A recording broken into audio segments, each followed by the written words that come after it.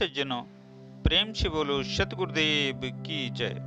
प्यारे साथियों, सतगुरु कबीर साहब अपनी वाणी में कहते हैं, जा दिन ते जीव जनमिया कबहु न पाया सुख, डाले डाले मैं फिरा पाते पाते दुख। अर्थात जब से जीव जन्म लिया है कभी सुख नहीं पाया। सतगुरु कहते हैं, मैं डाल डाल में घूमा तो देखा कि पात पात में दुख है। हर कोई दुखी है यहाँ, किसी न किसी चीज के लिए सभी रोना रोते हैं। यह रोना कदापि बंद नहीं हो सकता। अशांति अतृप्ति मिट नहीं सकती जब तक कि व्यक्ति अंतर्मुखी होकर अपनी आत्मा को पहचान न ले। अपनी आत्मा को जानने पहचानने के लिए अंतर्मुखी होना पड़ेगा। अंतर्मुखी होने के लिए बीच के भवसागर मन को लांघना पड़ेगा। पंडित लोग आपको बताएंगे कि बछिया की पूंछ को पकड़कर गंगा सागर के इस पार से उस पार हो गए तो भवसागर पार हो गया, परंतु इससे कुछ नहीं होने वाला है। भवसागर कहीं बाहर नहीं है, भवसागर आपके भीतर है।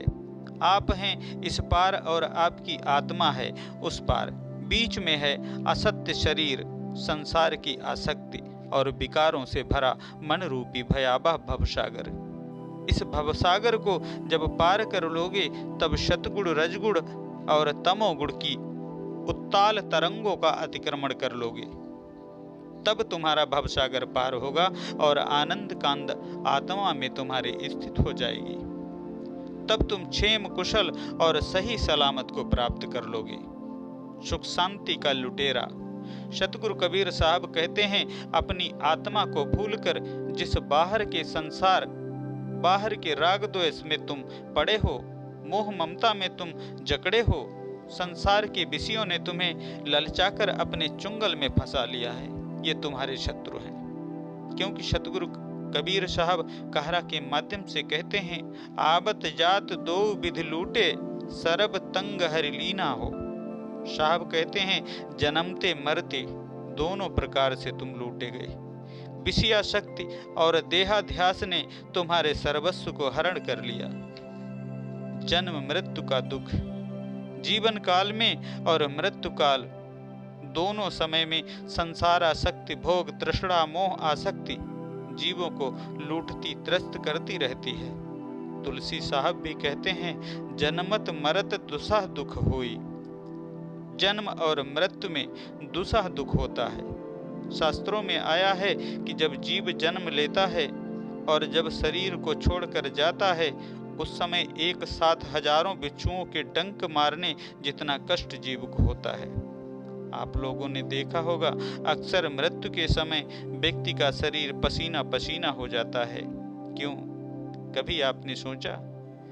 अति कष्ट, प्राण ऊर्ध्व गमन कर रहे हैं, उसके प्राण खींचते हुए नाभि से ऊपर उठते हुए सिमटते जा रहे हैं। सभी अंगों से प्राण खींचते हुए अंततः किसी अंग विशेष से निकल जाते हैं। इस क्रम में जीव को अति कष्ट होता है।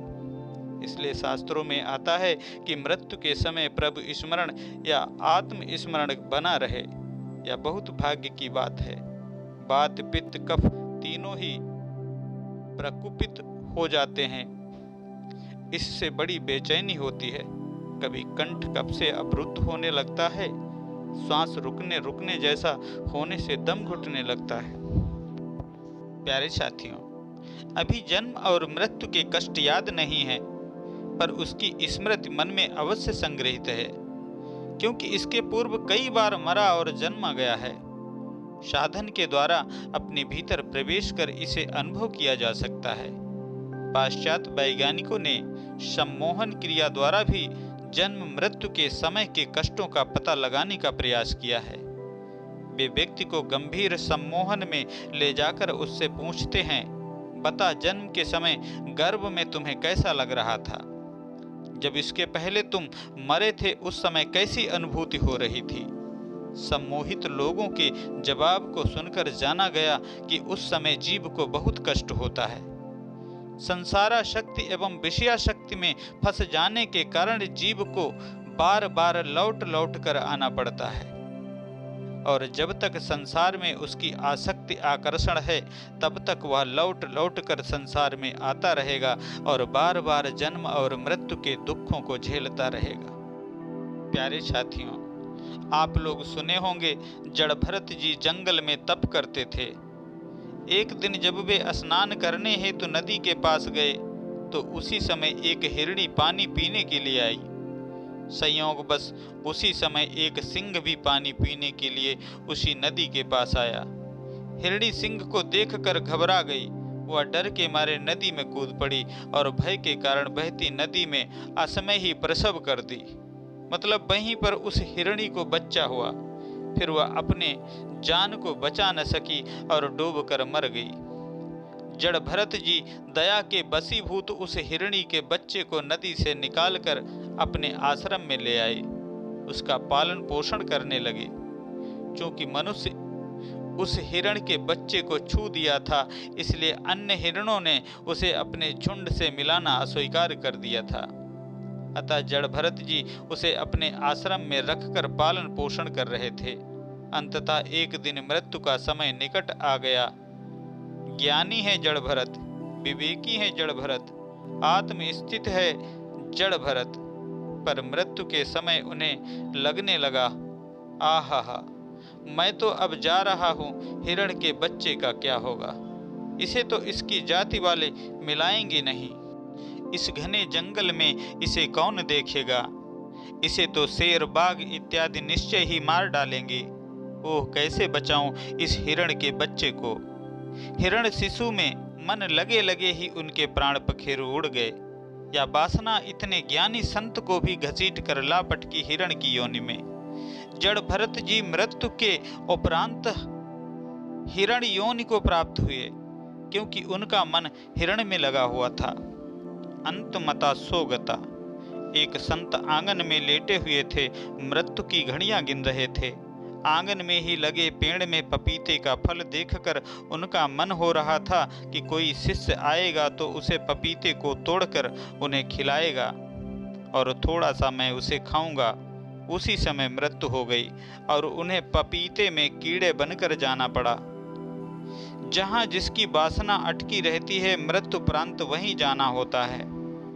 साहब व्यक्तियों को समझाते हैं, प्राप्त जीवन के सदुपयोग को भूलकर केवल इसका उपभोग करने के पीछे पागल होने में क्या मिला आपको? सुख मिला जीवन में? नहीं। और मरने के समय भी सब कुछ छोड़कर जाना है।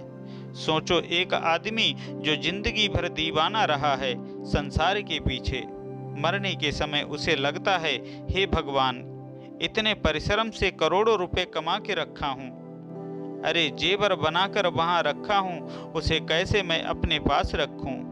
क्या उसे मैं सदा के लिए छोड़कर जा रहा हूँ? 2-4 दिन के लिए छोड़ना हो तो बात अलग है, सदा के लिए छोड़ के जा रहा हूँ।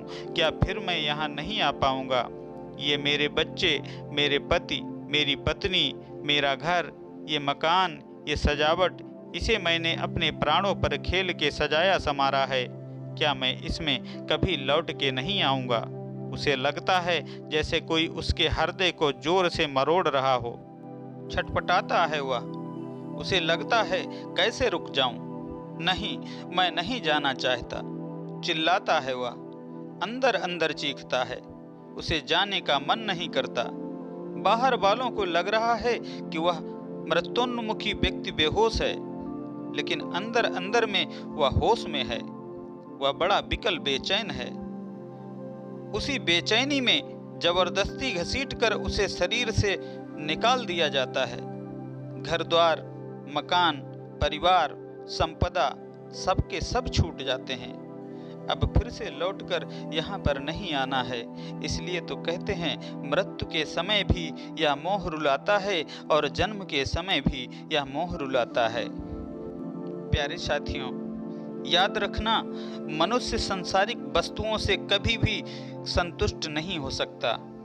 कभी सोचा है क्यों? क्योंकि परमात्मा असीम, अनंत और अविनाशी है और मनुष्य इसी परमात्मा का अंश है। जब तक मनुष्य को उस परमात्मा की प्राप्ति नहीं हो जाती तब तक वो संसार की किसी वस्तुओं से संतुष्ट नहीं हो सकता।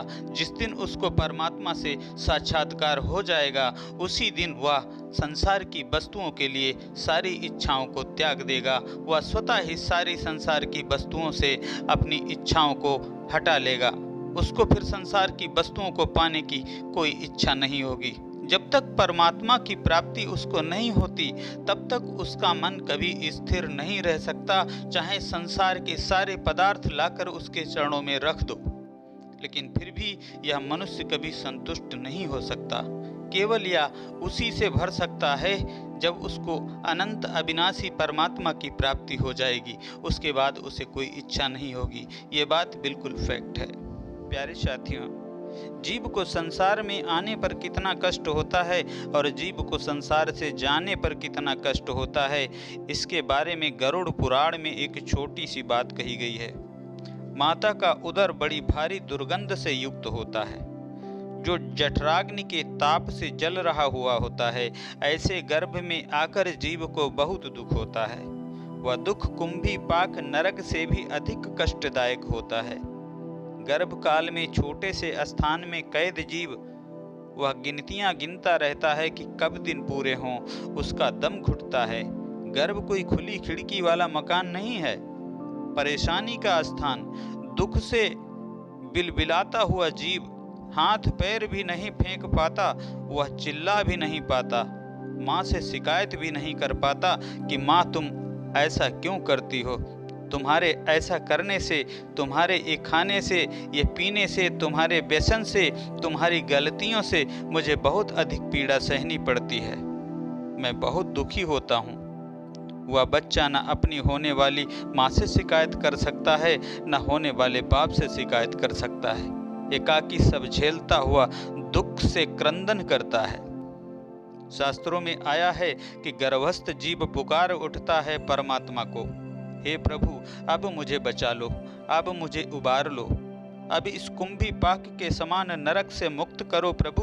एक बार मुझे मौका दो, एक बार मुझे दुनिया में जाने दो, एक बार मुझे जल्दी से जन्म दे दो। मैं हाथ जोड़कर प्रार्थना करता हूँ, अब मैं माया मोह में नहीं भूलूंगा।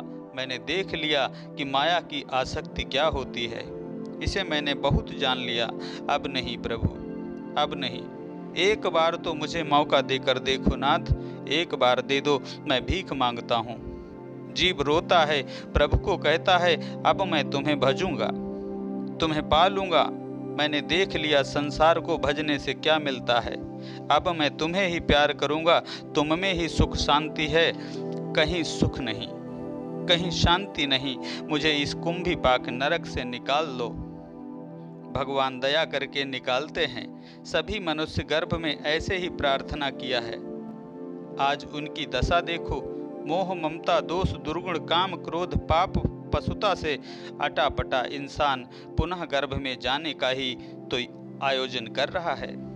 एक अंधी आशा के सहारे लोग जीते हैं। लोगों को आशा होती है कि शायद वह चीज पालूंगा जो मुझे सुख मिल जाएगा, और वह उस चीज को पा भी लेता है तो उसे लगता है यहाँ तो सुख नहीं मिला।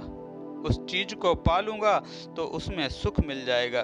मृग मरीचिका की दौड़ में लोगों का जीवन यंत्र तत्र दौड़ते भटकते अंततः मृत्यु को प्राप्त कर लेता है, पर सुख शांति नहीं मिलती। इसलिए भगवान श्री कृष्ण गीता में कहते हैं, यह संसार दुख रूप और नाशवान है। सतगुरु कबीर साहब भी बीजक रामायणी में कहते हैं, बहुत दुख ही दुख दुख के खानी, तब बचिहो जब राम ही जानी। यह संसार दुखों की खान है। संसार की आसक्ति हंसाने वाली नहीं, प्रत्युत हमेशा लुटने वाली, रुलाने वाली है। आत्ममरण के द्वारा ही इन दुखों से छूटा जा सकता है।